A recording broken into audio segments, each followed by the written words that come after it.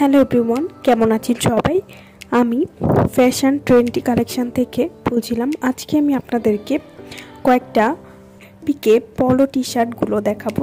এগুলো 100% কটন পিকে হবে এবং এগুলোর সাইজ হচ্ছে M2 XL পর্যন্ত হবে এবং এগুলো কিন্তু 8টা কালারের ভিতরে হবে এবং সবগুলো কালারই কিন্তু অনেক সুন্দর। আর ভিডিওতে কিন্তু সবগুলো কালার দেখিয়ে দিচ্ছি।